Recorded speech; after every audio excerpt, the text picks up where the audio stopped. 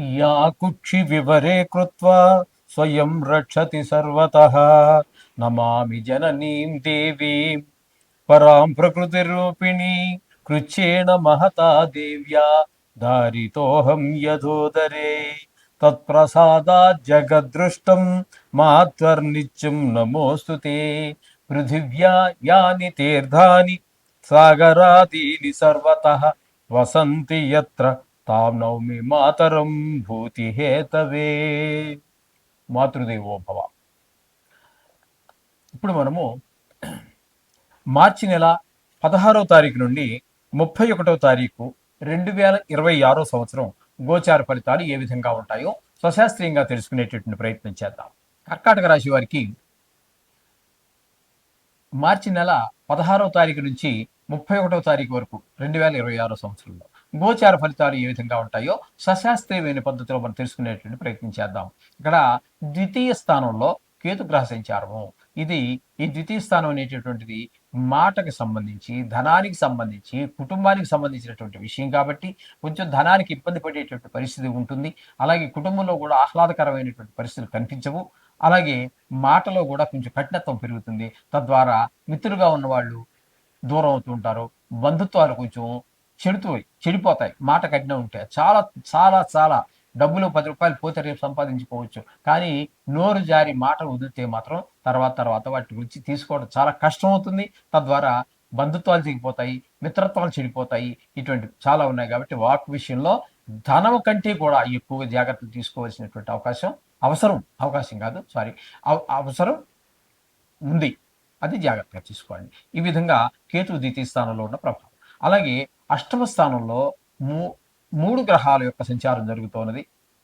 ఇక్కడ రాహువు, బుధుడు, కుజుడు 3 గ్రహాలు సంచారం చేస్తున్నాయి. అయితే ఈ అష్టమ స్థానం అనేటువంటి ఆయుస్థానం కాబట్టి రాహువు ఆ స్థానంలో అది కొంచెం కఠిన, కొంచెం ఒక రకమైనటువంటి గ్రహం కదా. అలాగే కుజుడు కూడా చాలా కఠిన హృదయం కలిగినటువంటి వాడు కాబట్టి ఈ ఈ 2 గ్రహాలు కూడా కొంచెం ఇబ్బందికరమైనటువంటివి. ఎవరో మిత్రులు, బంధువులు, ఆపద్ బాంధవులు, ఎవరో మనకు కావలసిన వాళ్ళు ఎవరో దుఃఖంలో ఉన్నారనేటువంటి మాకు వార్త వినటం మనకు కొంచెం బాధ కలగటము. అలాగే ధన నష్టము, కొన్ని చోట్ల పరాభవం, కొన్ని చోట్ల కలహాలు, అవమానాలు, ఇవన్నీ కూడా పొందాల్సినటువంటి పరిస్థితి ఏర్పడుతూ ఉంటుంది గ్రహాల వల్ల, రాహు కుజుల వల్ల. అందులోనే బుధుడు ఉన్నాడు అష్టమ స్థానంలో. ఆయన మాత్రం మీకు అనుకూలమైన పరిస్థితులు. ఇప్పుడు ఏవైతే అనుకున్నాము, ఎవరికో చెడ్డ జరిగిందనో, హాస్పిటల్ అయిందనో, లేకపోతే యాక్సిడెంట్ అయిందనో, ధన వ్యయము, ధన నష్టము, కలహాలు, వీటన్నిటి విషయంలో మీకు రాహువు కుజుడు ఇబ్బంది పెట్టినప్పటికీ బుధుడు మాత్రం మీకు దాని యొక్క ప్రభావాన్ని తగ్గించుకుంటూ ఈయన మీకు ఆ విషయంలో శుభాలు కలిగించాలనే ప్రయత్నం బుధుడు చేస్తూ ఉన్నాడు. ఇక భాగ్యస్థానం దగ్గరికి వచ్చినట్టయితే భాగ్యస్థానంలో శని ఉన్నారు. 3 గ్రహాలు ఉన్నాయి భాగ్యస్థానంలో, శని, శుక్ర, రవి. ఇక్కడ రవి కానీ శని కానీ 2 గ్రహాలు కూడా మీకు అనుకూలమైన ఫలితములను భాగ్యస్థానంలో ఇవ్వజాలవు. తండ్రి గారి ఆరోగ్య విషయంలో కానివ్వండి, దాన ధర్మాల విషయంలో కానివ్వండి, గుళ్ళు గోపురాలు తిరగడం విషయంలో కానివ్వండి, ఏదో మంచి పని చేయాలనుకున్నప్పటికీ, కాస్త మీకు మనశ్శాంతి కలిగేటువంటి ఏ పని చేయాలనుకున్నప్పటికీ కూడా దాన ధర్మాలు అవి చేయలేకపోవడం, ఇట్లాంటివన్నీ కూడా మనకి భాగ్యస్థాన సంచారం శని, రవిల వల్ల వచ్చి చేయలేకపోతారు. ఇకపోతే శుక్రుడు భాగ్యస్థానంలో ఒక 25వ తారీఖు వరకు ఉంటారు. ఆయన అనుకూలుడే. తదుపరి దశమస్థానంలోకి వస్తున్నారు. భాగ్యం నుంచి మళ్ళీ దశమస్థానంలోకి. అంటే వృత్తిపరమైనటువంటి అభివృద్ధి ఒక 6 రోజులు కనిపించిన భాగ్యస్థానంలో శుక్రుడు మాత్రం 9 రోజుల పాటు అక్కడ అనుకూలమైన ఫలితాలు ఇస్తున్నారు. కాబట్టి మీకు శుక్రుడు పూర్తి అనుకూలుడండి ఈ రాశి వారికి. ఇకపోతే బుధుడు అనుకూలుడండి. 2 గ్రహాల యొక్క అనుకూలత మనకి స్పష్టంగా గోచరిస్తున్నది. ఇక వ్యయస్థానంలో గురు సంచారం ఉంటుంది. అది కూడా అనుకూలమైన ఫలితాలు ఇవ్వదండి. అది కూడా అయితే డబ్బులు ఖర్చు అవన్నీ వ్యయం అంటేనే మీకు ధన ఖర్చు అయిపోవటం, అలాగే ధన నష్టం జరుగుతూ ఉంటుంది కొన్ని సందర్భాల్లో. అలాగే చాలా దుష్ఫలితాలు ఉన్నాయి.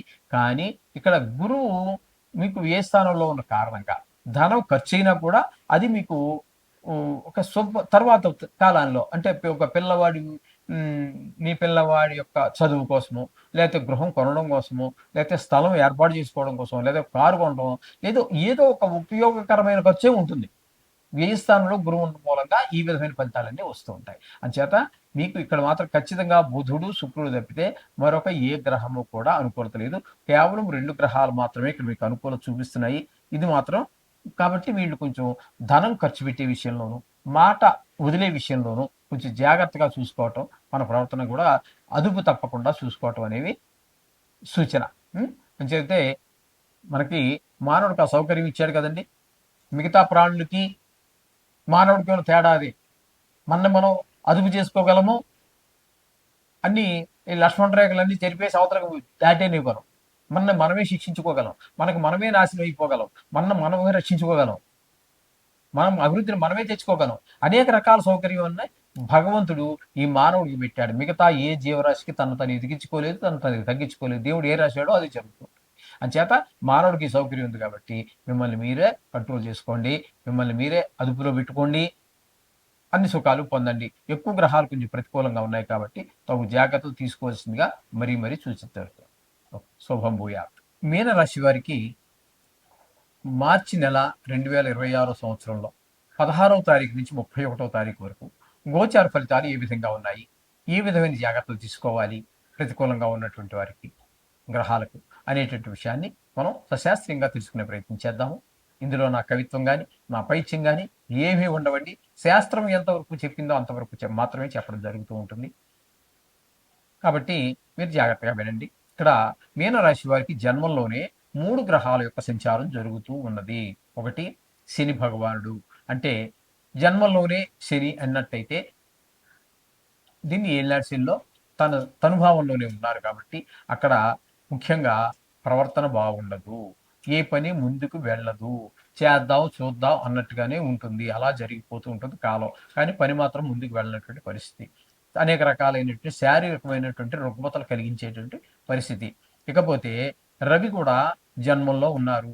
జన్మంలో రవి ఉండటం వల్ల చెడు ప్రవర్తనలు, తీవ్ర స్వభావం, గౌక్కుని మాట జారిపోవటం, ఇట్లాంటివన్నీ రవి వల్ల కలుగుతూ ఉంటాయి. ఇక శుక్రుని కనుక మనం తీసుకున్నట్టయితే జన్మంలో 25వ తారీఖు వరకు, అంటే 10 రోజుల పాటు జన్మంలో ఉంటారు. అనుకూలమైన ఫలితాలు.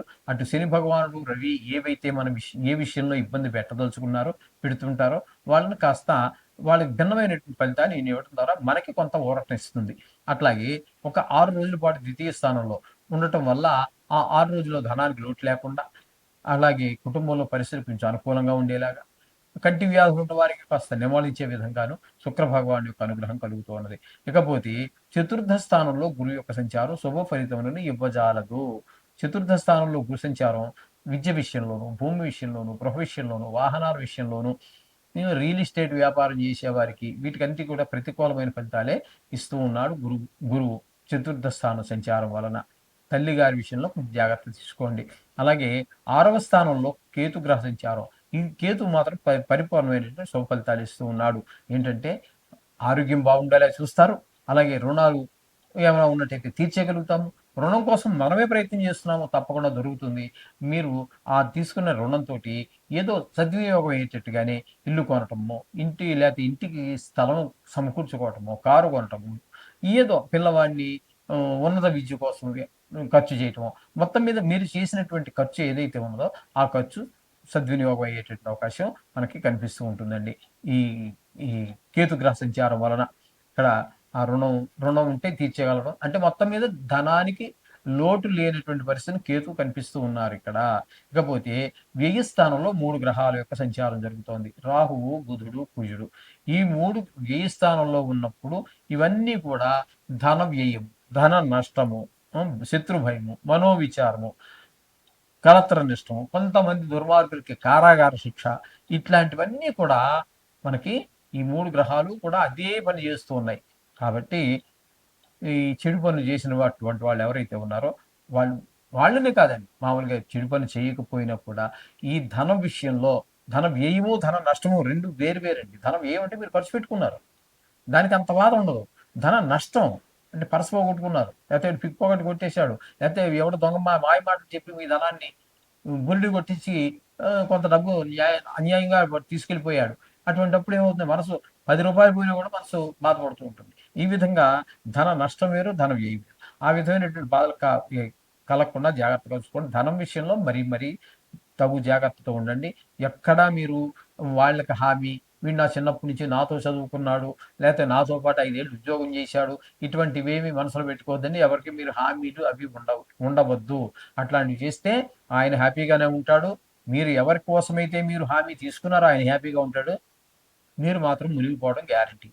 కాబట్టి అటువంటి హామీలు ఎవ్వరికీ ఉండవద్దు. అర్థమైంది కదండి. ఈ విధంగా తగు జాగ్రత్తలు తీసుకుంటూనే మొత్తంగా మనం చెప్పాలి అన్నట్టయితే ఇందులో మీకు అనుకూలమైనటువంటి గ్రహం ఒక్క శుక్రుడు ప్లస్ కేతు 2 గ్రహాల యొక్క అనుకూలత ఉంది. మిగతా గ్రహాలన్నీ కూడా కొంచెం ప్రతికూలంగానే ఉన్న కారణంగా మీరు తప్పకుండా నవగ్రహాలకు సంబంధించినటువంటి శ్లోకాలు, బీజాక్షరాలు, లేతే మీకు రోజు వెళ్ళేటటువంటి దగ్గరలో ఉన్న గుడిలో నవగ్రహాలు వెళ్ళే అలవాటు ఉంటుంది. కొంతమందికి స్నానం చేసి ఇంటి దగ్గర పూజ చేసేసుకుంటారు. వెళుతూ వెళుతూ 2 అడుగులు వాకబుల్ డిస్టెన్స్‌లో ఉంటే అక్కడికి ఆగి ఆ నవగ్రహాలు తిరిగి గుడిలో ఉన్నటువంటి ప్రధాన దేవుడు ఎవరైతే ఉన్నారో ఆ దేవుడిని దర్శనం చేసుకొని వెళ్ళిపోతుంటారు. రోజు రోజు రోజు ప్రతినిత్యం వాళ్ళకి అదొక దినచర్య అంతే. ఆ విధంగా చేసే వాళ్ళకి చాలా శుభప్రదమైన ఫలితాలుంటాయి. చక్కగా మీరు ఆ విధంగా చేయండి. సకల శుభాలు పొందండి. శుభభూయాలు.